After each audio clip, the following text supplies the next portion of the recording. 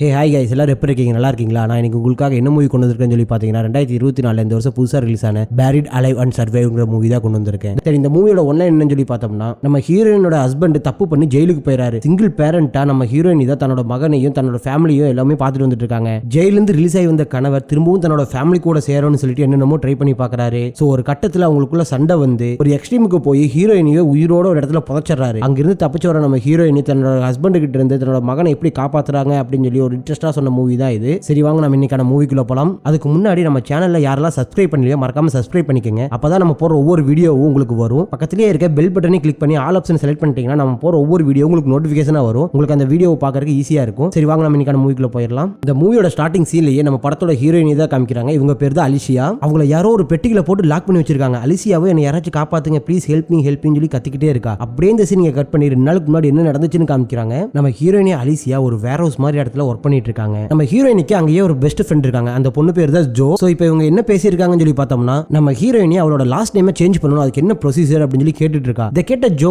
எதுக்காக நீ பேரை மாத்தோன்னு நினைக்கிற, என்ன ஆச்சு, அந்த கதையை சொல்லு, கொஞ்சம் இன்ட்ரெஸ்டிங்கா இருக்கும் கேட்கறக்காச்சும் அப்படிங்கிற மாதிரி சொல்ல. இல்ல நான் என் பையனை கூட்டு வரோம், நம்ம இன்னொரு நாள் பேசலாம், நான் கிளம்புறேன் அப்படின்னு சொல்லிட்டு நம்ம ஹீரோயினி அந்த இடத்துல இருந்து கிளம்பிடுறா. ஆக்சுவலா நம்ம ஹீரோயினிக்கு பாஸ்ட்ல நடந்த விஷயத்தை பத்தி பேசுறதுலயோ வெளியே சொல்றதுலயோ இன்ட்ரெஸ்ட் இல்ல. ஏன்னா அந்த விஷயத்தெல்லாம் அவ மறக்கணும்னு சொல்லி நினைச்சிட்டு இருக்கா. அப்படியே இந்த சீன் நீங்க கட் பண்ணோம்னா கார் ஒர்க் ஷாப்பை காமிக்கிறாங்க. அங்க ஒருத்தன் நடந்து வந்துட்டு இருக்கான். இவன் பேர் தான் விக்டர். நம்ம ஹீரோயினோட லாஸ்ட் நேம் என்னன்னு பார்த்தாலும் விக்டர் தான். சோ இதுல இருந்து என்ன தெரியுது, இவன் தான் நம்ம ஹீரோயினோட ஹஸ்பண்ட்னு தெரியுது. விக்டர் ஜெயில இருந்து ரிலீஸ் ஆகி நேரா தன்னோட ஃப்ரெண்ட பார்க்க வந்திருக்கான். ஏன்னு சொல்லி பார்த்தோம்னா, இவன் ஜெயிலுக்கு போறதுக்கு முன்னாடி இவங்க 2 பேர் தான் பார்ட்னரா இருந்திருக்காங்க. ஆக்சுவலி இவங்க என்ன பிசினஸ் பண்ணாங்க அப்படி இப்படின்னா தெரியல, ஏதோ தப்பான பிசினஸ் தான் பண்ணிருக்காங்க. அந்த தப்பான பிசினஸ்க்கு இவங்க 2 பேர் தான் பார்ட்னரா இருந்திருக்காங்க. ஒரு கட்டத்துல போலீஸ் விக்டரை அரெஸ்ட் பண்ணிடுறாங்க. ஆனா விக்டரோ போலீஸ் கிட்ட தன்னோட பார்ட்னரை பத்தி எந்த டீடைல்ஸும் சொல்லாதனால ஸ்டீவ் இந்த பிரச்சனையில இருந்து தப்பிச்சிடுறான். ஆக்சுவலா இவங்க ஏதோ ஒரு கடத்தல் பிசினஸ் பண்ணிட்டு இருந்திருக்காங்க. விக்டர் போலீஸ்ட்ட மாட்டுறதுனால ஸ்டீவ் என்ன நினைச்சிட்டானா, சரி நாம இனிமேல் இந்த பிசினஸ் பண்ணக்கூடாது, நம்ம திருந்தி வாழணும்னு சொல்லிட்டு அவனுக்கு தெரிஞ்ச வேலையான மெக்கானிக் வேலையை கையில் எடுக்கிறான். இவங்க ஆல்ரெடி கடத்தல் பிசினஸ்ல சம்பாதிச்ச பணம் எல்லாமே ஸ்டீவ் கிட்ட தான் இருந்திருக்கும். அந்த பணத்தை வச்சு ஸ்டீவ் ஒரு கார் ஒர்க் ஷாப் ஆரம்பிச்சு தன்னோட வாழ்க்கையை இப்ப நடத்தி வந்துட்டு இருக்கான். விக்டரை பார்த்த உடனே ஸ்டீவுக்கு ஷாக் ஆயிருது. ஜெயில இருக்க வேண்டியவன் இங்க என்னடா பண்றான்னு சொல்லிட்டு. அதே சமயம் விக்டர் ஜெயில ஓவர் கிரௌட் ஆயிருச்சு. யாரெல்லாம் கொஞ்சம் நல்லபடியா இருந்தாங்களோ ஜெயில அவங்க எல்லாம் ரிலீஸ் பண்ணிட்டாங்க. நான் இப்ப திருந்தி நல்லபடியா வாழணும்னு நினைக்கிறேன். நம்ம சம்பாதிச்ச பணம் எல்லாமே உங்ககிட்ட தான் இருந்துச்சு, அதுல என்னோட பங்கு எனக்கு திருப்பி கொடுத்துரு, நான் என் வாழ்க்கையை பார்த்துட்டு போயிறங்கிற மாதிரி சொல்ல, அதுக்கு ஸ்டீவோ சாரி விக்டர், இருந்த பணத்தை எல்லாம் போட்டு தான் இந்த ஒர்க் ஷாப்பே ஆரம்பிச்சிருக்கேன், இப்ப என் கையில எந்த பணமே இல்ல அப்படிங்கிற மாதிரி சொல்ல, காண்டான நம்ம விக்டர் என்ன பண்றானா, டக்குன்னு அங்கிருந்த ஹாக்கி விளையாடுற பேட்டை எடுத்து அங்கிருந்த கார் கண்ணாடியை உடைச்சிடறான். அதுக்கு ஸ்டீவோ டக்குன்னு விக்டர் இப்படி பண்ணாத, புரிஞ்சுக்கோ, நான் உனக்கு காசை திருப்பி கொடுத்துறேன், கொஞ்சம் கொஞ்சமா பொறுமையாயிரு அப்படிங்கிற மாதிரி சொல்ல, எவ்வளவு நாள் பொறுமையா இருக்குது, 8 வருஷம் நான் பொறுமையா இருந்திருக்கேன் ஜெயிலுக்குள்ள, உன்னை பத்தி எதுவுமே போலீஸ்காரங்கிட்ட சொல்லல, அதுக்காக நீ எனக்கு காட்டுற விசுவாசம் இதுதானா அப்படின்னு சொல்லிட்டு பக்கத்திலேயே ஒரு ட்ரக் இருக்கு, அதை பார்த்துட்டு இது என்ன புதுசா இருக்கு, யாருது அப்படின்னு சொல்லி விசாரிக்க, அதுக்கு ஸ்டீவோ ஃபேமிலி யூஸுக்காக லாஸ்ட் வீக் தான் ஒரு ட்ரக் வாங்கினேன் ரொம்ப நாள் கழிச்சு, சோ அது எதுவும் பண்ணிராத விக்டர் அப்படிங்கிற மாதிரி சொல்ல, இந்த சீன் அப்படியே இங்க கட் பண்ணோம்னா, இப்ப நம்ம படத்தோட ஹீரோயின் அலிசியா தன்னோட பையனை பிக்கப் பண்றதுக்காக ஸ்கூலுக்கு வந்திருக்கா. பையன் எப்பவுமே பார்க்கிங்ல வெயிட் பண்ணிட்டு இருப்பான். இன்னைக்கு அவனை காணோம். பையனுக்கு எவ்வளவு தடவை ஃபோன் பண்ணாலும் பையனும் போனை எடுக்கவே மாட்டான். இதனால பதட்டமான நம்ம ஹீரோயின் தன்னோட சிஸ்டருக்கு ஃபோன் பண்ணி தன் பையனை காணோம், அவன் எங்க போனானே தெரியல, ஒரு மாதிரி படபடன்னு பேச ஆரம்பிக்கிறா. இதை பார்த்த சிஸ்டரும், நீ அமைதியார், அவன் எங்கேயும் போயிருக்க மாட்டாங்க, அதான் எங்கேயாச்சும் பக்கத்துல இருப்பான், அப்படியே தேடிப்பாடுன்னு சொல்ல, நம்ம ஹீரோயினையும் மெதுவா கார் எடுத்துட்டு அப்படியே பக்கத்துல தேடி போயிட்டு இருக்கா. அங்க ஒரு இடத்துல நம்ம ஹீரோயினோட பையனும் அவன் ஃப்ரெண்ட்ஸும் விளையாண்டுட்டு இருக்காங்க. இதை பார்த்து நம்ம ஹீரோயினியும் டக்குன்னு இறங்கி போய், உனக்கு எத்தனை தடவை ஃபோன் பண்றது, ஃபோன் எடுக்க மாட்டியா அப்படின்னு சொல்லி கேட்க, அம்மா தெரியலமா, ஃபோன் சைலண்ட்ல இருந்திருக்குன்னு சொல்றான். சரி வா பஸ் நம்ம வீட்டுக்கு போலாம்னு சொல்லிட்டு பையனை கூப்பிட்டு அவ வீட்டுக்கு போயிடுறா. ஆக்சுவலா நம்ம ஹீரோயினி தான் பையன் மேல ரொம்ப பாசமா இருக்கா, அவனுக்கு எந்த பிரச்சனையும் வந்துடக்கூடாது தன்னோட ஹஸ்பண்ட்னால அப்படின்னு சொல்லி. அப்படியே இந்த சீனை கட் பண்ணி திரும்பவும் ஒர்க் ஷாப் பக்கமா போனோம்னா,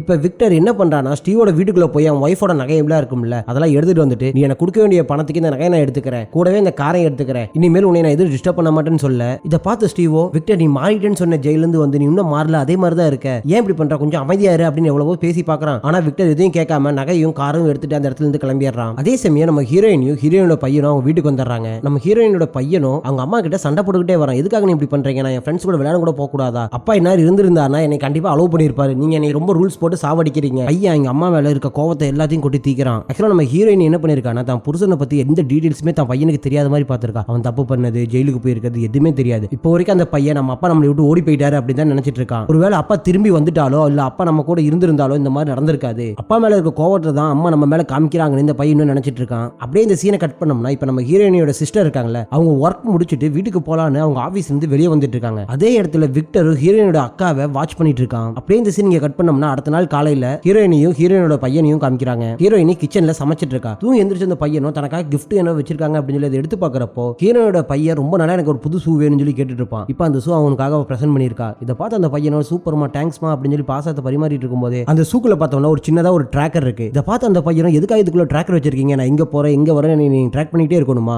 எனக்கான பிரைவசியே இந்த வீட்டுல இல்லையா அப்படின்னு சொல்லிட்டு கோவப்பட்டுட்டு அவங்க உள்ள போயிடுறான். அதுக்கப்புறம் நம்ம ஹீரோயினியோ வேலைக்கு வந்துடுறா. அங்க நம்ம ஹீரோயினோட ஃப்ரெண்டு ஜோ இருக்கும்ல, அவங்க நீ இன்னும் எத்தனை நாளுக்கு சிங்கிளா இருப்ப, என்கிட்ட ஒரு பையன் உன்னோட டீடைல்ஸ் கேட்டான், பாக்கிறதுக்கு நல்ல பையனா இருக்கா, அவங்க கூட நீ டேட் போலாம்ல, உன்னோட வாழ்க்கையை நெக்ஸ்ட் மூவ் ஆன் பண்ணு, எத்தனை நாள் இப்படியே இருப்ப அப்படிங்கிற மாதிரி சொல்ல நம்ம ஹீரோயினியோ சரி ஓகே நான் யோசிச்சு பார்த்துட்டு சொல்றேன் அப்படின்னு சொல்றா. அதுக்கப்புறம் நம்ம ஹீரோயினிக்கு ஒரு அன்னோன் நம்பர்ல இருந்து கால் வருது. யாருன்னு சொல்லி எடுத்து பார்த்தோம்னா தன்னோட சிஸ்டர் தான் பேசுறா. என்ன புது நம்பர்ல இருந்து கால் பண்ணிருக்க அப்படின்னு சொல்லி கேட்க என்னோட போன் மிஸ் ஆயிருச்சு எங்க போச்சுன்னே தெரியல அப்படின்னு சொல்லி சொல்றா. அதுக்கப்புறம் ஜோ கிட்ட பேசினால அந்த விஷயத்தை ஷேர் பண்றா. நான் இந்த மாதிரி ஒரு பையனை டேட் போலான்னு இருக்கேன், ஜோ கிட்ட என்னை பத்தி விசாரிச்சிருக்கான், அவங்க டேட் போலாமா அப்படிங்கிற மாதிரி கேட்க அதுக்கு நம்ம ஹீரோயினோட சிஸ்டரோ இல்ல வேண்டாம் பசங்க எல்லாரும் ஒரே மாதிரி தான் இருப்பாங்க, நீ அவங்கள நம்பாத, நீ இப்ப இருக்கிற மாதிரியே சந்தோஷமா இருன்னு சொல்லி சொல்றா. அப்படியே இந்த சீன் நீங்க கட் பண்ணோம்னா பையங்கார வந்து பேஸ்கெட் பால் விளையாண்டு இருக்கான். அப்ப அந்த இடத்துக்கு கரெக்டா விக்டரும் வந்து தான் பையன் பேஸ்கெட் பால் விளையாடுறதுன்னு பார்த்துட்டு இருக்கான். அப்போ ஒரு கட்டத்துல பால் விக்டர் பக்கத்துல போக விக்டர் அந்த பால் எடுத்து வீசிட்டு பையனை பேர் சொல்லி கூப்பிடுறான், மால்கம் தான் உன் பேரு அப்படின்னு சொல்லி. அதுக்கு மால்கமா ஆமா நீங்க யாரு அப்படின்னு சொல்லி விசாரிக்க இங்க வா நான் உனக்கு காமிக்கிறேன்னு சொல்லிட்டு தான் பர்ஸ்ல இருக்க போட்டோ எடுத்து காமிச்சு இது நீதானே அப்படின்னு சொல்லி கேட்கறான். அதுக்கு அந்த பையனும் ஆமான்னு சொல்லி சொல்ல பக்கத்துல இருக்கிறது யாரு அப்படின்னு சொல்லி கேட்கறான். இது என்னோட அம்மா,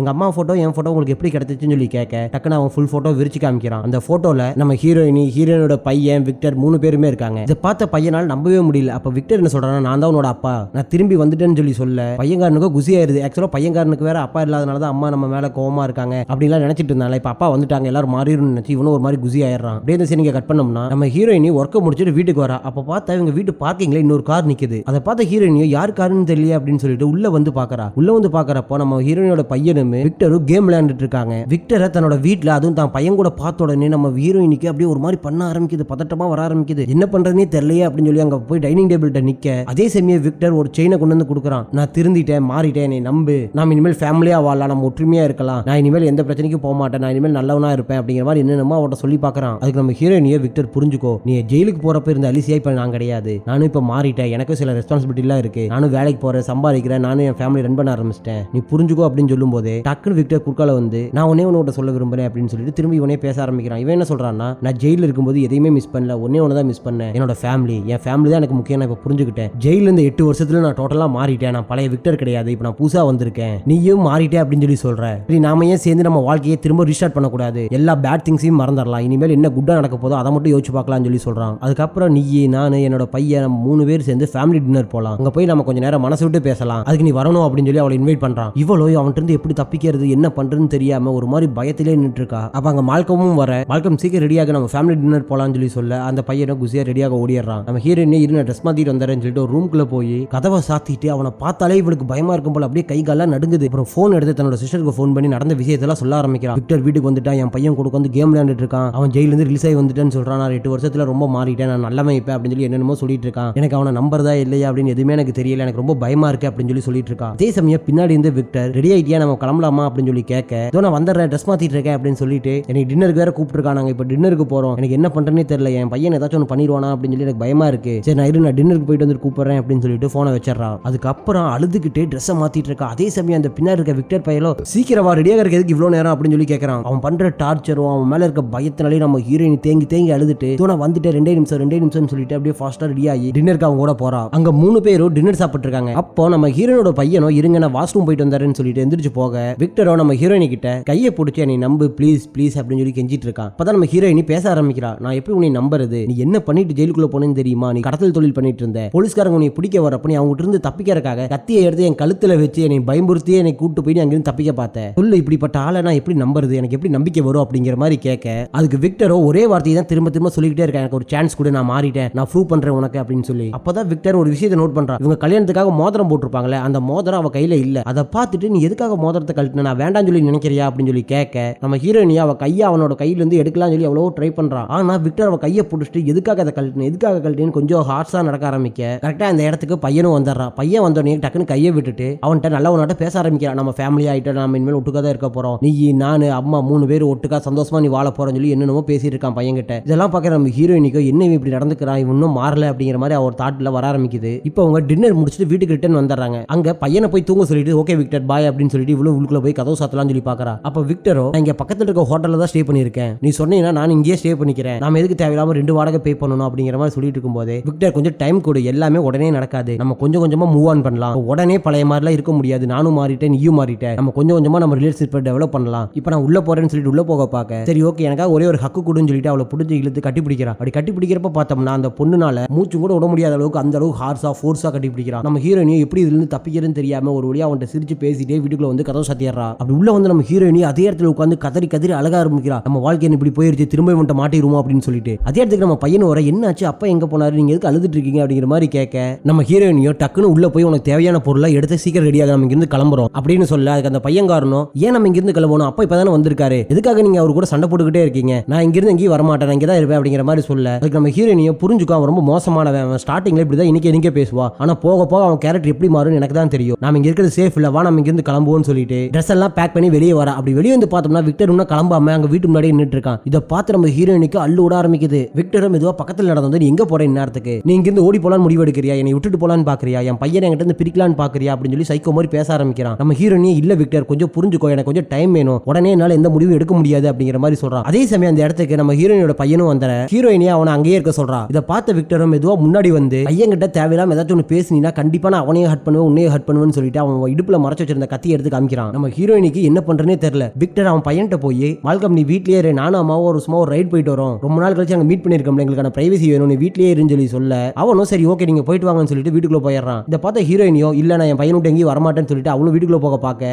விக்டரும் எங்கேயும் போக முடியாது கூட வான்னு சொல்லி அவளை கூப்பிட்டு அவன் தங்கி இந்த ஹோட்டலுக்கு வந்துடுறாங்க. அங்க வந்த உடனே விக்டர் என்ன சொல்றானா, நான் மாறிட்டேன் அத்தனை தடவை சொல்லியும் நீ என்கிட்ட இருந்து தப்பிச்சு போறதுக்காக ட்ரை பண்றேன், நீ ஏன் இப்படி பண்ற, எனக்காக செகண்ட் சான்ஸ் கொடுன்னு சொல்லி கேட்டாலும் கொடுக்க மாட்டேன், ஏன் இப்படி பண்றேன்னு சொல்லி ஒரு மாதிரி சைக்கோவா நடக்க ஆரம்பிச்சுக்கிறான். இப்போ கூட நீ என்ன எப்படி இங்க கூட்டு வந்த, நீ வச்சிருந்த கத்தியை காமிச்சு மிரட்டி தானே கூட்டு வந்த, நான் எப்படி நம்புறது நீ திருந்திட்டேன்னு சொல்லி இவங்க இப்படி பேசிட்டு இருக்கதே ஒரு கட்டத்தில் அப்படியே வாக்குவாதமாயி அவங்க ரெண்டு பேரும் மாத்தி மாத்தி ஹார்ஸா பேச ஆரம்பிச்சுக்கிறாங்க. அப்ப விக்டர் என்ன சொல்றானா, நீ என்னோட ஒய்ஃப், அது என்னோட பையன், உங்க ரெண்டு பேத்துக்கான டிசிஷன் நான் தான் எடுப்பேன், நீங்க டிசிஷன் எடுக்க கூடாதுன்னு சொல்லி அவளோட கழுத்தை பூச்சி அப்படியே நெருக்க ஆரம்பிச்சுட்டு புரிஞ்சுக்கோ என் ஃபேமிலி எனக்கு வேணும், நீ என் கூடயே வாழ அப்படின்னு சொல்லி கத்திட்டே இருக்கான். டக்குன்னு நம்ம ஹீரோயின் என்ன பண்றானா, அங்க ஒரு கண்ணாடி உடஞ்சு கிடக்கும், அதை எடுத்து அவனோட கையை பிடிச்சி கிழிச்சு விட்டுறா. விக்டர் உனக்கு இந்த அளவுக்கு தைரியம் வந்துருச்சான்னு சொல்லிட்டு அவளை செவுனி மேல அப்புறம் மாதிரி ஒரு சீனை காமிச்சு அப்படியே இந்த சீனை கட் பண்ணோம்னா இப்ப விக்டர் திரும்பவும் நம்ம ஹீரோயினோட வீட்டுக்கு வந்திருக்கான். அந்த வீட்டுக்கு வந்த விக்டர் நேரா கேரேஜுக்கு போய் குழி தோன்றதுக்கு தேவையான பொருள் எல்லாம் எடுத்து வச்சிட்டு இருக்கான். அப்ப அந்த இடத்துக்கு கரெக்டா நம்ம ஹீரோயினோட பையனும் வந்துடுறான். அவனை பார்த்த விக்டரோ அலிசியா ஒத்துக்கிட்டா, நாம இனிமேல் ஒட்டுக்கா ஒரு ஃபேமிலியா வாழலாம், நாங்க ரெண்டு பேரும் இப்ப மீன் பிடிக்க போறோம், நாங்க லவ் பண்ணிட்டு இருக்கப்போ நாங்க எப்பவுமே ஜாலியா இந்த டைம்ல தான் போய் மீன் பிடிப்போம், நாங்க போயிட்டு வந்துடுறோம், நாளையில இருந்து நம்ம ஒரே ஃபேமிலியா இருக்கலாம்னு சொல்லி சொல்ல இதை கேட்ட நம்ம ஹீரோயினோட பையனுக்கும் சந்தோஷமாயிருது. அதுக்கப்புறம் என்னோட போன்ல பேட்டரி தீந்து போச்சு, உன் போனை கொடு அப்படின்னு சொல்லி போனை வாங்கிட்டு அந்த இடத்துல இருந்து விக்டர் கிளம்பிடுறான். அப்படி போறவன் ஒரு இடத்துல குப்பை தொட்டியில ஒரு மர பாக்ஸை பாக்குறான். அதை பார்த்தவன் அந்த மர பாக்ஸ் எடுத்து வண்டியில தூக்கி போட்டுட்டு ஹோட்டல் நோக்கி போக ஆரம்பிக்கிறான். அதே சமயம் நம்ம ஹீரோனோட அக்கா நம்ம ஹீரோயினிக்கு எவ்வளவோ ஃபோன் பண்ணி பாக்குறாங்க, ஆனா அந்த போனை யாரும் எடுக்க மாட்டாங்க. இதனால நம்ம ஹீரோயினோட சிஸ்டருக்கு லைட்டா டவுட் வர ஆரம்பிக்குது. அதே சமயம் நம்ம ஹீரோயின் என்னடா பண்றான்னு சொல்லி பார்த்தோம்னா அவளை பிடிச்சி அடிச்சு பாட்டப்லயே கட்டி போட்டு வச்சிருக்கான் இந்த விக்டர் பையன். அதே சமயம் விக்டர் ஹோட்டல் நோக்கி வந்துட்டு இருந்தான்ல, அவன் வந்து ஹீரோயினியை கூப்பிட்டு எங்கேயோ காட்டுக்குள்ள போயிட்டு இருக்கான். அப்போ ஒரு இடத்துல கார் மெதுவா போயிட்டு இருக்கும்போது டக்குன்னு நம்ம ஹீரோயின் அந்த காரோட கதவை திறந்துட்டு வெளியே கூச்சிடுறா. அப்படி வெளியே கூச்ச நம்ம ஹீரோயினியை ஹெல்ப் மீ அப்படின்னு சொல்லி கத்திட்டு இருக்கா. விக்டரும் காரை நிப்பாட்டிட்டு இவளை பிடிக்க வர இவன் காட்டுக்குள்ள ஓடுறா. விக்டரும் பின்னாடியே துரத்திட்டு வந்து இவளை பிடிச்சி கார் டிக்கில போட்டு அமுக்கி ஒரு இடத்துல போய் யாருக்கும் தெரியாம காரை நிப்பாட்டுறான். அப்படி நிப்பாட்டின விக்டரும் இறங்கி போய் அந்த இடத்துல குழிய தோண்டிட்டு இருக்கான். இதை தெரியாத நம்ம ஹீரோயினியோ டிக்கில படுத்துட்டு ஹெல்ப் மீ அப்படின்னு சொல்லி கத்திட்டு இருக்கா. ஆனா அவ கத்துறது அங்க இருக்க யாருக்குமே கேட்கல. விக்டரும் மெதுவா இவ பக்கத்துல வந்து இவளை கூப்பிட்டு இழுத்துட்டு வராங்க அந்த குழி பக்கத்துல. இவ்வளவு அந்த குழியை பார்த்ததுக்கு அப்புறம் தான் தெரியுது ஒருவேளை இவன் நம்மளை உள்ளே போட்டு புதைக்க போறானோ அப்படின்னு சொல்லிட்டு நம்ம ஹீரோயினியா அவன்கிட்ட கெஞ்சிட்டு இருக்கிற, என்னை விட்டு நம்ம பையனுக்காக என்னை விட்டு புரிஞ்சுக்கோ ப்ளீஸ் ப்ளீஸ் அப்படின்னு சொல்லி. ஆனா அந்த சைக்கோனா என்ன பண்றானா, அவளை தரையில தள்ளி விட்டு போட்டு திமுற காலில் உதச்சு அந்த குழிக்குள்ள தள்ளி விடுறான். அதுக்கப்புறம் அந்த பாக்ஸ் ஆணையை வச்சு க்ளோஸ் பண்ணிட்டு மண்ணெல்லாம் தூக்கி போட்டு அந்த பாக்ஸ் எல்லாம் மூடி விட்டுட்டு அந்த இடத்துல இருந்து விக்டர் கிளம்பிடுறான். சோ இதுக்குள்ள மாட்டி இருக்கிற நம்ம ஹீரோயினியை தான் இந்த படத்தோட ஸ்டார்டிங் சீனை நம்ம பார்த்திருப்போம். சரி ஓகே, இப்போ இதுக்கு மேல என்ன நடக்குது போகுதுன்னு பார்த்தோம்னா பிரசன்ட்ல நம்ம ஹீரோயினியை உயிரோட புதைச்சிட்டு விக்டர் அந்த இடத்துல இருந்து வெளியே போலாம் அப்படின்னு சொல்லி வந்துட்டு இருக்கான். அப்ப அந்த இடத்துல ஜோரா மழை பெய்ய ஆரம்பிக்குது. அவன் வந்துட்டு இருக்கும்போது அவனுக்கு ஆப்போசிட்ல ஒரு கார் நிக்குது. அந்த கார் நடு ரோட்ல நிக்கிறனால விக்டர்னால அந்த சைடு போக முடியல. விக்டர் எவ்வளவு தடவையோ ஹார்ன் அடிச்சு பார்த்து எனக்கு வலியுடுன்னு சொல்லி கேட்கறான். ஒரு கட்டத்துல விக்டர் மெதுவா இறங்கி அந்த கார் பக்கத்துல வர ஆப்போசிட் கார்ல இருந்து இன்னொருத்தர் இறங்கி நடந்து வர்றாரு. அவர் கையில துப்பாக்கி எடுத்துட்டு வந்து நீங்க என்ன பண்ணிட்டு இருக்க, இது என்னோட தோட்டம் என்னோட காடு, நீ எப்படி இங்க உள்ள வரலாம் அப்படின்னு சொல்லி கேட்க அதுக்கு நம்ம விக்டரோ என்னை மன்னிச்சிருங்க நான் வழி மாறி வந்துட்டேன், கொஞ்சம் நீங்க வண்டி எடுத்தீங்கன்னா இந்த இடத்துல போயிருவேன் அப்படிங்கிற மாதிரி சொல்றான். இதை கேட்ட அந்த தோட்டத்துக்காரரோ நம்பல, காட்டுக்குள்ள என்னமோ கத்துற மாதிரி சவுண்ட் எல்லாம் கேட்டுச்சு, நீ என் கூட வா நம்ம உள்ள போய் பார்த்துட்டு வரலாம் அப்படின்னு சொல்லிட்டு கன் பாயிண்ட்ல வச்சு விக்டரை கூப்பிட்டு அப்படியே நடக்க ஆரம்பிக்கிறான். அப்படி போன விக்டரோ தான் வண்டிக்கு பின்னாடி போய் நின்று என் வண்டியை வேணா செக் பண்ணி பாருங்க, நான் அர்ஜென்ட்டா போகணும், என் ஒய்ஃபுக்கு உடம்பு சரியில்லை, என் வண்டியில வேணா செக் பண்ணி பாருங்க, என் வண்டியில எதுவுமே இல்லை அப்படின்னு சொல்லி சொல்றான். அதுக்கு அந்த வயசானவரோ திரும்பவும் என்ன சொல்றாருன்னா, நான் வண்டியில எதுவுமே பார்க்க விரும்பல, என் காட்டுக்குள்ள என்னமோ கத்துற சவுண்ட் கேட்டுச்சு, நீ வா உள்ள போலாம் அப்படின்னு சொல்லி கூப்பிட அப்ப விக்டர் என்ன பண்றான், அவன் வண்டியில சுத்தியில் வச்சிருப்பான். அந்த வயசானவர் அசந்த நேரத்துல அந்த துப்பாக்கி பிடிச்சி தள்ளி விட்டு போட்டு டக்குன்னு சுத்தியில எடுத்து மண்டை மேல அடிச்சு அவர் அந்த இடத்துல மட்டையாக்கிடுறான். அதே சமயம் நம்ம ஹீரோயினோட வீட்டுல என்ன நடக்குன்னு சொல்லி பார்த்தோம்னா இப்ப ஹீரோயினோட வீட்டுக்கு ஹீரோயினோட சிஸ்டர் வராங்க. ஹீரோயினோட சிஸ்டரோ பையன்ட்ட உங்க அம்மா எங்க இருக்கா, அவளுக்கு நான் போன் பண்ணா எடுக்கவே மாட்டா, ஓகே தானே அப்படின்னு சொல்லி விசாரிக்க விசாரிக்க அதுக்கு பையன்காரனும் அப்பாவும் அம்மாவும் வெளியே போயிருக்காங்க, என்னை வீட்லயே இருக்க சொல்லியிருக்காங்க அப்படின்னு சொல்றான். இதை கேட்ட ஹீரோயினோட சிஸ்டரும் இப்போ உங்க அப்பா எங்க அப்படின்னு சொல்லி கேட்க, தெரியல இன்னும் கொஞ்ச நேரத்துல ஒரு வீட்டுக்கு வந்துருவாரு அப்படின்னு சொல்லி சொல்றான். இதை கேட்ட நம்ம ஹீரோயினோட சிஸ்டரோ, சரி ஓகே உங்க அப்பா வரதுக்கு முன்னாடி நம்ம சீக்கிரம் இங்கிருந்து கிளம்பணும் மால்கம், சீக்கிரமா நம்ம இங்கிருந்து போலாம் அப்படின்னு சொல்லி கூப்பிட, அம்மாவும் அப்பாவும் வெளியே போலாம்னு சொல்லியிருக்காங்க, நாங்க இந்த ஊரை காலி பண்ணி வேற ஊருக்கு போறோம், இந்த நேரத்துல நாங்க கூட வெளியே வந்துட்டுனா அவங்க வந்தாங்கன்னா என்னை தேடுவாங்கல்ல அப்படின்னு சொல்ல, இதை கேட்ட நம்ம ஹீரோயினோட சிஸ்டரோ, மால்கம் நானும் உன்னோட ஃபேமிலி தான், நான் சொல்றதை நம்பு, உங்க அப்பா ரொம்ப டேஞ்சரஸான ஆளு, அவன் இத்தனை நாள் ஜெயில இருந்து வந்திருக்கான், அவன் வர்றதுக்குள்ள நம்ம இங்கிருந்து அப்படியே தப்பிச்சு போயாகணும்னு சொல்லி சொல்லிட்டு இருக்கும் போதே கரெக்டா அந்த இடத்துக்கு விக்டர் வந்துடுறான். அவனை பார்த்த உடனே ஹீரோயினோட சிஸ்டரும் பயப்பட ஆரம்பிக்கிறா. என்னோட சிஸ்டர் அலிசா எங்கன்னு சொல்லி அவன்கிட்ட விசாரிக்க, அவ ஹோட்டல்ல இருக்கா, இப்ப நாங்க 2 பேரும் கிளம்பி அவளதான் பார்க்க போறோம், நீ இப்ப இங்க எதுக்காக இங்க வந்திருக்க அப்படின்னு சொல்லி கேட்க, நான் அலிசியாக்கு ஃபோன் பண்ணிக்கிட்டே இருந்தேன், அவன் என் போனை எடுக்கவே மாட்டான், அதனாலதான் சும்மா அவளை பார்த்துட்டு போலாம்னு சொல்லி வந்தேன் அப்படின்னு சொல்லி சொல்ல, இதை கேட்ட விக்டரோ, அலிசியா உன்னோட சிஸ்டரா இருக்கலாம், ஆனா அவ என்னோட வைஃப், நீ தேவையில்லாம எங்க ஃபேமிலி விஷயத்துக்குள்ள வராதேன்னு சொல்லிட்டு மால்கம் நாம இப்ப இங்க இருந்து கிளம்ப போறோம், நீ போய் உனக்கு தேவையான பொருளை எடுத்துட்டு வான்னு சொல்லி அனுப்ப பார்க்கறான். நம்ம ஹீரோயினோட சிஸ்டரோ,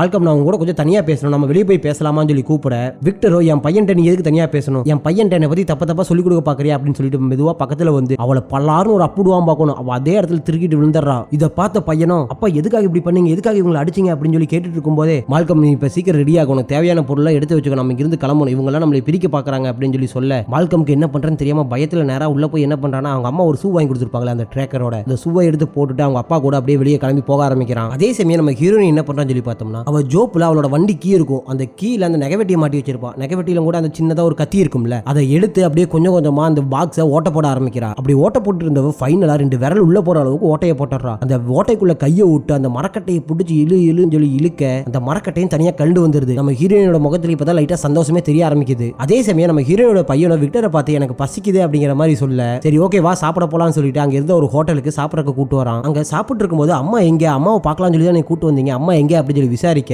அதுக்கு விக்டர் என்ன சொல்றான்னா, உங்க அம்மாவுக்கு உன்னையும் பிடிக்காது என்னையும் பிடிக்காது, இத்தனை நாளா உன்னை பிடிக்காம தான் வளர்த்துட்டு இருந்தாங்க, இப்ப நான் திரும்ப வந்தனால உன்னை என்கிட்ட விட்டுட்டு அம்மா ஓடி போயிட்டாங்க அப்படிங்கிற மாதிரி சொல்ல, பையனும் அதை நம்ப மாட்டான். அதே சமயம் நம்ம ஹீரோயினியும் அந்த பாக்ஸ்க்குள்ள வந்து அது ஒரு மரக்கட்டையை பிடிங்கிருப்பாள்ல, அதுக்குள்ள கையை விட்டு கொஞ்சம் கொஞ்சமா மண்ணெல்லாம் வெளியே இழுத்து ஒவ்வொரு மரக்கட்டையா பிச்சுட்டு ஒரு வழியா அந்த சவக்குழிக்குள்ள இருந்து வெளியே வந்துடுறான். அப்படி வெளியே வந்த ஹீரோயினி அப்படியே அந்த வழியா நடந்து போகும்போது அங்க ஒரு கார் நிக்குது, அதை பார்த்துட்டு எனக்கு ஹெல்ப் பண்ணுங்க அப்படின்னு சொல்லி கத்திக்கிட்டே முன்னாடி போறா. அங்க போய் பார்த்தோம்னா அங்க ஒருத்தர் இறந்து கிடக்குறாரு. இவர் யாரும் தெரியுதுல, விக்டர் கொலை பண்ணிருப்பான்ல, அவரு தான், அவரோட கார் தான் இங்க நிக்குது. அந்த காரை எடுத்துட்டு நேரா நம்ம ஹீரோயின் என்ன பண்றான்னா, அவ கூட வேலை பார்க்கற ஜோவோட வீட்டுக்கு போறான். அங்க போன நம்ம ஹீரோயினியோ அவளோட வீட்டு கதவை தட்ட, ஜோவோ யார் இந்த நேரத்துல வரான்னு சொல்லி திட்டிக்கிட்டே வெளியே வரா. வெளியே நம்ம ஹீரோயின் இருக்கிறது பார்த்துட்டு, என்னாச்சு அலிசா உனக்கு ஏன் இப்படி வந்திருக்க, உள்ளவா அப்படின்னு சொல்லி உள்ள கூப்பிட்டு வச்சுக்கிறா. அப்போ நடந்த விஷயத்தெல்லாம் அலிசாவும் நம்ம ஜோ கிட்ட சொல்ல, ஜோ இதை கேட்டுட்டு நீ ஏன் இன்னும் போலீஸ்க்கு ஃபோன் பண்ணாம இருக்க அப்படின்னு சொல்லி கேட்க, எனக்கு விக்டரை பத்தி நல்லாவே தெரியும், நான் போலீஸ்க்கு போனேன்னா அவன் என் பையனை கொலை பண்ணிடுவான், அவன் முன்னாடியே என்ன கொலை பண்ண ட்ரை பண்ண வந்தான் போலீஸ் தப்பிக்கிறக்காக அப்படின்னு சொல்லி சொல்ல, அதே சமயம் திரும்பவும் இந்த ஹோட்டல் என்ன நடக்குதுன்னு காமிக்கிறாங்க. விக்டர் தன்னோட பையன்கிட்ட, நான் உங்க அம்மா கிட்ட எவ்வளவோ பேசி பார்த்தேங்க, கூடயே இரு, நான் உங்களுக்கு பிடிச்ச மாதிரி இருப்போம் அப்படின்னு சொல்லி, ஆனா அதை அவ கேட்காம என் கையை கிழிச்சிட்டு வெளியே ஓடி போயிட்டா.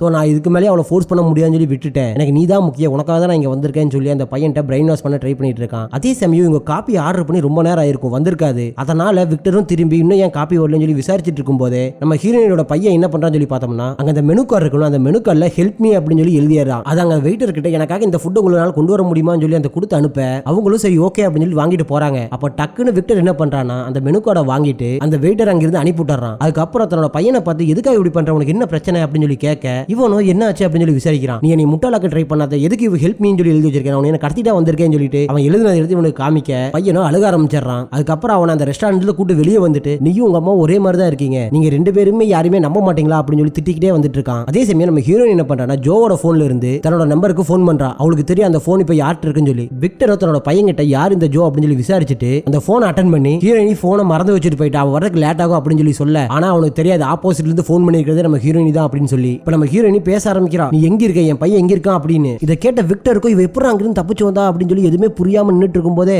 என் பையன் ஒழுங்கா என்கிட்ட ஒப்படைச்சிருன்னு சொல்லி அலிசா மிரட்ட ஆரம்பிக்கிறா. இதை கேட்ட விக்டர், அலிசா எனக்கு இப்பதான் உனக்கு ரொம்ப பிடிச்சிருக்குங்கிற மாதிரி சொல்ல, அவங்க அம்மாவோட பேர் யூஸ் பண்றதை பார்த்த பையனும், அம்மாவை அவங்க கிட்ட பேசுறது, நான் அவங்க கிட்ட பேசலாமா அப்படின்னு சொல்லி கேட்க, விக்டர் இந்த பேசு அப்படின்னு சொல்லி லவுட் ஸ்பீக்கரை போட்டு போனை கையில கொடுக்குறான். அப்ப மால்கம் என்ன சொல்றானா, எங்க அம்மாவை பார்த்து, அம்மா என்னை மன்னிச்சிருக்கேன் அப்படின்னு சொல்லி மன்னிப்பு கேட்க ஆரம்பிக்கிறான். அவங்க அம்மாவும் அதை உடுக்கண்ணா நீ எங்க இருக்க அப்படின்னு சொல்லி விசாரிக்க ஆரம்பிக்க, இல்லம்மா நான் உங்கள்கிட்ட மன்னிப்பு கேட்கணும், நேற்று உங்க கூட நான் தேவையில்லாம சண்டை போட்டுட்டேன், நீங்க வாங்கி கொடுத்த ஷூ எனக்கு ரொம்ப பிடிச்சிருக்கு, நான் இப்போ அதை தான் போட்டிருக்கேன், அதுக்காக ரொம்ப தேங்க்ஸ் அப்படிங்கிற மாதிரி சொல்ல, நம்ம ஹீரோனிக்கு இப்பதான் புரிய வருது, நம்ம வாங்கி கொடுத்த ஷூல தான் ட்ராக்கர் இருக்கே, அந்த ட்ராக் பண்ண இப்போ அவங்க எங்க இருக்காங்கன்னு கண்டுபிடிச்சலாம்னு சொல்லிட்டு. அதே சமயம் விக்டரும் போனை கட் பண்ணிட்டு, சரிவா நம்ம இங்கிருந்து போலான்னு சொல்லிட்டு அந்த பையனை கூப்பிட்டு அப்படியே கிளம்ப ஆரம்பிக்கிறான். அதே சமயம் நம்ம ஹீரோனி இப்போ என்ன பண்றான்னு சொல்லி பார்த்தோம்னா, ஜோ வீட்டில் இருக்க கம்ப்யூட்டர்ல ஜிபிஎஸ் மூலமா இந்த ஷூவை ட்ராக் பண்ண முடியுமான்னு செக் பண்ணி பார்க்கறா. அதுல ட்ராக் பண்ண முடியுது. ஜோவோ அதே நேரத்தில் உனக்கு அடிபட்டு இருக்கு, இது நான் மருந்து எடுத்துட்டு வரேன்னு சொல்லிட்டு போக, அந்த கேப்ல நம்ம ஹீரோயினி ஜோவோட போனை எடுத்துட்டு தன்னோட பையனை தேடி போக ஆரம்பிச்சு. ஆரம்பிச்சிடறா. அதே சமயம் இந்த கூட்டத்திலே கொஞ்சம் அறிவாளித்தனமா யோசிக்கிறது யாருன்னு சொல்லி பார்த்தோம்னா நம்ம ஜோ தான். ஜோ மருந்து எடுக்கிறதுக்காக போயிருப்பான்ல, போயிட்டு வந்து பார்க்கும்போது அந்த இடத்துல ஹீரோயினியை காணோம். அதனால ஹீரோயினி அவன் பையனை தேடி தான் போயிருப்பான்னு சொல்லிட்டு நேரா போலீஸ்க்கு ஃபோன் பண்ணிடுறா. இந்த மாதிரி என் ஃப்ரெண்டுக்கு ஒரு பிரச்சனை, அவனோட எக்ஸ் ஹஸ்பண்ட்னால அவங்களுக்கு முன்னால ஹெல்ப் பண்ண முடியுமான்னு சொல்லி கேட்க அவங்களும் சரி ஓகே அவங்களோட லொகேஷன் உங்களுக்கு தெரியுமான்னு சொல்லி கேட்கறாங்க. நம்ம ஹீரோயின் தான் தன் பையனோட ட்ராக்கரை போட்டு செக் பண்ணி பார்த்துருப்பாங்க அங்க இருந்த கம்ப்யூட்டர்ல, அது அங்க ஆன்லைன்லயே இருக்கு. அதை பார்த்து நம்ம ஜோவோ எனக்கு அவங்களோட அட்ரஸ் தெரியும் சொல்லி சொல்ல அப்படியே இந்த சீன் இங்க கட் பண்ணோம்னா இப்ப நம்ம ஹீரோயின் தன்னோட பையனை தேடி கார்ல ஃபாலோ பண்ணி போயிட்டு இருக்கா. நைட் ஃபுல்லா ஃபாலோ பண்ணி ஒரு வழியா அடுத்த நாள் காலையில அந்த ஜிபிஎஸ் ட்ராக்கர் இருக்க இடத்துக்கு வந்துடுறா. அங்க நம்ம ஹீரோயினி வர அதே சமயம் நம்ம விக்டரும் கன்னை எடுத்துட்டு அந்த சூவையும் தூக்கிட்டு வரான். இதை பார்த்து நம்ம ஹீரோயினியை விக்டர்ட்ட போய் என் பையன் எங்க அவன் உயிரோட இருக்கானா இல்லையா, அவனை என்ன பண்ணு அப்படின்னு சொல்லி கேட்க அவனுக்கு ஏதாச்சும் ஒன்று ஆயிருந்துச்சுன்னா அதுக்கு நீதான் காரணம், நீதான் அவனோட சூல ட்ராக்கர் வச்சு கொடுத்துருக்க, அவனும் உன்ன மாதிரியே இருக்கான்னு சொல்லி அவளை அடிக்க பார்க்க விக்டர் தன்னோட இடுப்புல கத்தி வச்சிருப்பான்ல அந்த கத்தி அவனுக்கே தெரியாம முருகி டக்குன்னு அவனை வயித்துல குத்திடுறா. இதனால காண்டான விக்டர் என்ன பண்றானா தங்கிட்ட இருக்க ஷாட் கன்னை வச்சு அவளை சுட ட்ரை பண்றான். ஆனா குறி தவறி அந்த சைடு பட நம்ம ஹீரோயினியோ பயந்து காட்டுக்குள்ள ஓடிடுறா. இதே சமயம் சரி எங்கடா நம்ம பையன் அப்படின்னு சொல்லி பார்த்தோம்னா அவனை கார்ல கட்டி போட்டு வச்சிருக்கான் விக்டர். நம்ம ஹீரோயினி காட்டுக்குள்ள போனாலும் உன்னை விட மாட்டேன்னு சொல்லிட்டு விக்டரும் பின்னாடியே ஃபாலோ பண்ணிட்டு வர அந்த காட்டுக்கு நடுவில் ஒரு இடத்துல ஒரு சர்ச் இருக்கு, அதுக்குள்ள நம்ம ஹீரோயினி ஓடி போய் ஒளிஞ்சுக்கிறா. பின்னாடியே வந்த விக்டரோ அவ அந்த சர்ச்சுக்குள்ள தான் இருப்பான்னு சொல்லிட்டு சர்ச்சுக்குள்ள போய் தேடி பார்த்துருக்கா அவன் எங்காச்சும் இருக்காளா அப்படின்னு சொல்லிட்டு. அதே சமயம் விக்டர் அந்த சர்ச்சுக்குள்ள தேடிட்டு உள்ள போக ஆரம்பிக்க நம்ம ஹீரோயினியா அவன் பின்னாடி இருக்கா. சரி நம்ம இங்க இருந்து எப்படியே தப்பிச்சு ஓடிடலாம்னு சொல்லிட்டு மெதுவா நகர்ந்து போறப்போ லைட்டா சவுண்ட் கேட்டுருது. இதை கேட்ட விக்டரோ நீ இந்த சைடு இருக்கியா அப்படின்னு சொல்லி அந்த சவுண்ட் கேட்ட இடமா பார்த்து மெதுவா நடந்து வர ஆரம்பிக்கிறான். அதே சமயம் அதுக்கு பக்கத்துல இருந்த நம்ம ஹீரோயினியோ டக்குன்னு அவனை பிடிச்சி அடிச்சு அவன் துப்பாக்கியை புடுங்க பாக்குறா. ஆனா விக்டர் அந்த துப்பாக்கி விடாதனால ரெண்டு பேரும் பிடிச்சி இழுக்க டக்குன்னு ஒரு குண்டு ஃபயர் ஆயிருது. அதுக்கப்புறம் நம்ம ஹீரோயினை பிடிச்சி தள்ளி விட்டு போட்டு கன் பாயிண்ட்ல நிப்பாட்டி நம்ம இதே மாதிரி ஒரு சர்ச்சில் தான் கல்யாணம் பண்ணிக்கிட்டோம், அங்க நம்ம ரெண்டு பேருமே சத்தியம் பண்ணோம் சாகர் வரைக்கும் பிரியாம நம்ம ஒட்டுக்கா இருப்போம் அப்படின்னு. ஆனா இப்ப நீ என்ன கொலை பண்றக்கே துணிஞ்சிட்டே அப்படின்னு சொல்லி நம்ம ஹீரோயினியை சுட பாக்குறான். ஆக்சுவலா அவன் வச்சிருந்த கன்ல 2 புல்லட் தான் போட முடியும் போல, அதனால அவன் ஹீரோயினியை சுட ட்ரை பண்ணியும் சுட முடியல. நம்ம ஹீரோயினோட கண்ணுல அந்த மரண பயம் சொல்லுவோம்ல அது தெரியுது. அப்போ விக்டரை பார்த்து விக்டர் நான் உங்கள்கிட்ட சொன்னேன்ல உங்ககிட்ட இருந்து விலகி போறதுக்கான காரணம் இதுதான், உனக்கு புரியுதா இல்லையா, நீ உன்னோட குடும்பத்திலிருந்து விலகி இருந்தீங்கன்னா அதான் உன் குடும்பத்துக்கு நல்லது, நீ இருக்கிற வரைக்கும் உன் குடும்பத்துக்கு நல்லது இல்ல, புரிஞ்சுக்க விக்டர் எங்களை வாழ விடுன்னு சொல்லி சொல்ல அதே சமயம் வெளியே போலீஸோட சவுண்ட் கேட்க ஆரம்பிக்குது. போலீஸ் உள்ள யாரு இருந்தாலும் கையை தூக்கிட்டு வெளியே வாங்க இல்லைன்னா நாங்க எல்லாத்தையும் சுற்றுவோம் சொல்லி சொல்ல விக்டர் சரி ஓகே நான் வெளியே வரேன் அப்படின்னு சொல்லிட்டு அப்படியே மெதுவா வெளியே போக ஆரம்பிக்கிறான். நம்ம ஹீரோயினிக்கு இன்னும் அந்த மரண பயம் அவளை விட்டு போகல. வெளியே போன நம்ம விக்டரோ போலீஸ்காரங்களை பார்த்து கண்ணை சுடுற மாதிரி நீட்ட வெளியிருந்த போலீஸ்காரங்க விக்டரை சுத்து அதே இடத்துல சாவடிச்சிடறாங்க. இதெல்லாம் பார்த்து நம்ம ஹீரோயினியோ கதறி கதறி அழுதுட்டு இருக்கா. நம்ம ஹீரோயினி இப்ப எதுக்கு இவ்வளவு அழுகுறான்னு சொல்லி பார்த்தோம்னா விக்டர் சாகருக்கு முன்னாடி ஒரு வார்த்தை சொல்லியிருப்பான், நான் உங்ககிட்ட கேட்டது ஒரே ஒரு சான்ஸ் கொடுன்னு சொல்லி நான் மாறிட்டேன் உனக்கு நிரூபிச்சு காமிக்கிறேன் அப்படின்னு சொல்லி, ஆனா நீ எனக்கு அந்த சான்ஸ் கொடுக்க கூட தயாரா இல்ல, மேபி நீ எனக்கு அந்த ஒரு சான்ஸ் கொடுத்தீங்கன்னா நான் மாறி இருக்கலாம் அப்படின்னு சொல்லிட்டு தான் வெளியே போயிருப்பான். போலீஸ்காரங்க சுட்டுருப்பாங்க, அதே இடத்துல விக்டர் செத்துருப்பான். அதுக்கப்புறம் ஹீரோயினியும் சரி ஓகே நம்ம வெளியே போலாம்னு சொல்லி அப்படியே மெதுவான் வெளியே நடந்து வரா. அதே இடத்துக்கு கரெக்டா அவனோட பையனும் வர இந்த படத்தை இதோட முடிச்சிருக்கலாம். இருந்தாலும் தன்னோட வாழ்க்கையில இந்த படத்தோட ஹீரோயினி எவ்வளவு கஷ்டப்பட்டிருக்காங்க, அதுக்காகவே கொஞ்ச நாள் கழிச்சு இவங்க வாழ்க்கையில என்ன நடக்குது அப்படின்னு சொல்லி காமிக்கிறாங்க. நம்ம ஹீரோயினோட பையன் இப்ப சந்தோஷமா தன்னோட ஃப்ரெண்ட்ஸ் கூட வெளியே போய் விளையாண்டுட்டு இருக்கா. அவங்க அம்மா அதுக்கெல்லாம் அலோவ் பண்றாங்க வெளியே போய் விளையாடுறதுக்கு. சரி ஓகே இப்ப நம்ம ஹீரோயின் என்ன பண்றான்னு சொல்லி பார்த்தோம்னா படத்தோட ஸ்டார்டிங் சீன்லயே ஜோ சொல்லிருப்பால உன்னை பத்தி ஒரு பையன் விசாரிச்சா அவங்க கூட நீ டேட் போறியா அப்படின்னு சொல்லி. இப்ப அந்த பையனை மீட் பண்றதுக்காக நம்ம ஹீரோயினி ரெடி ஆயிட்டு இருக்கா. அந்த இடத்துல தான் நம்ம ஹீரோயினோட சிஸ்டரும் ஜோவும் இருக்காங்க. அப்போ யாரோ வீட்டோட கதவை தட்டுற மாதிரி காமிக்கிறாங்க. நம்ம ஹீரோயின் தான் போய் கதவை திறக்கிறா. அப்போ ஜோ சொன்ன அந்த பையன் வீட்டுக்குள்ள வர மாதிரி காமிச்சு இந்த படத்தை முடிக்கிறாங்க. இந்த படம் உங்க எல்லாத்துக்கும் பிடிச்சிருக்குன்னு நினைக்கிறேன். உங்களோட கருத்துக்களை கமெண்ட்ல சொன்னீங்கன்னா கொஞ்சம் ஹெல்ப்ஃபுல்லா இருக்கும். அதே மாதிரி உங்களுக்கு இந்த படம் பிடிச்சிருந்தா ஒரு லைக் பட்டனை கிளிக் பண்ணிருங்க. அப்படியே பக்கத்தில் இருக்க சப்ஸ்கிரைப் பட்டனை கிளிக் பண்ணி ஆல் ஆப்ஷன் கொடுத்துட்டீங்கன்னா நான் போற ஒவ்வொரு வீடியோவும் உங்களுக்கு நோட்டிபிகேஷனா வரும். ஓகே கைஸ், பாய்.